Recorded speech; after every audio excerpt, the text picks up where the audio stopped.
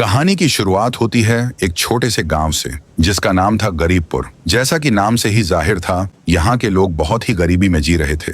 रोज की 2 वक्त की रोटी जुटाना भी किसी जंग से कम नहीं था। इसी गांव के एक कोने में मिट्टी की दीवारों वाला एक टूटा फूटा घर था जिसमें रहता था राइस्टार अपनी बूढ़ी माँ के साथ। राइस्टार की जिंदगी बहुत साधारण थी। गाँव के बाहर उसकी एक छोटी सी चाय की टपरी थी, वहीं से घर का सारा खर्चा चलता था। सुबह सुबह वह चाय बनाकर ग्राहकों को पिलाता और रात में थका हारा माँ के पास लौट आता। गरीबी थी लेकिन सुकून भी था।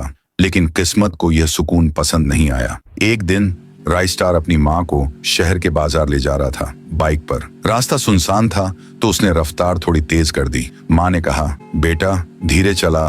लेकिन बाइक की तेज आवाज में राइस्टार को कुछ सुनाई नहीं दिया। तभी एक काली एसयूवी अचानक सामने आ गई। एक भयानक टक्कर हुई। राइस्टार सड़क पर गिर पड़ा और कुछ पलों के लिए उसकी आंखें अंधेरे में डूब गईं। जब होश आया तो देखा वहां लोगों की भीड़ जमा थी। उसने खुद को घसीटते हुए माँ तक पहुंचाया जो जमीन पर खून से लथपथ पड़ी थी। आंसू रोकते हुए राइस्टार चिल्लाया, माँ माँ। अचानक एक एम्बुलेंस आई। राइस्टार ने माँ को उठाया और सीधे अस्पताल भागा। अस्पताल में डॉक्टर ने जांच के बाद कहा, आपकी माँ को बचाया जा सकता है लेकिन उनकी हालत बहुत नाजुक है। ऑपरेशन तुरंत करना पड़ेगा और इसके लिए 10 लाख डायमंड का इंतजाम करना होगा। राइस्टार जैसे सुन्न हो गया। डायमंड इतने कहां से लाऊं? उसकी आंखों में बेबसी थी और दिल में डर। उसी पल अस्पताल के बाहर एक काली लैम्बोर्गिनी आकर रुकी। उससे उतरा एक आदमी काले सूट में, चेहरा सख्त और नजरें तेज। वह सीधा राइस्टार के पास आया और बोला, सुन है तुम्हें पैसों की जरूरत है? राइस्टार ने कहा, हाँ, मेरी माँ की जान खतरे में है। वो आदमी जेब से एक कार्ड निकालकर राइस्टार को दिया और फुसफुसाकर बोला,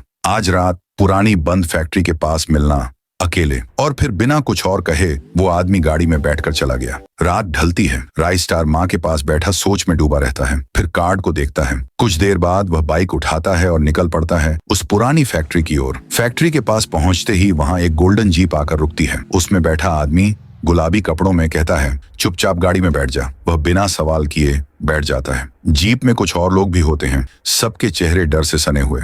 अचानक जीप के अंदर से एक गैस छोड़ी जाती है, एक अजीब सी नशे की गंध। राइस्टार की आंखें भारी होने लगती हैं और वह बेहोश हो जाता है। जब राइस्टार की आंखें खुलती हैं तो वह एक बड़े से हॉल में होता है, कपड़े बदले हुए, हाथ में एक नंबर लिखा हुआ। वहां उसके जैसे और भी कई लोग खड़े होते हैं। तभी पीछे से एक भयानक सी आवाज आती है। राइस्टार मुड़ता है। एक बड़ी सी डरावनी डॉल उसके सामने खड़ी थी।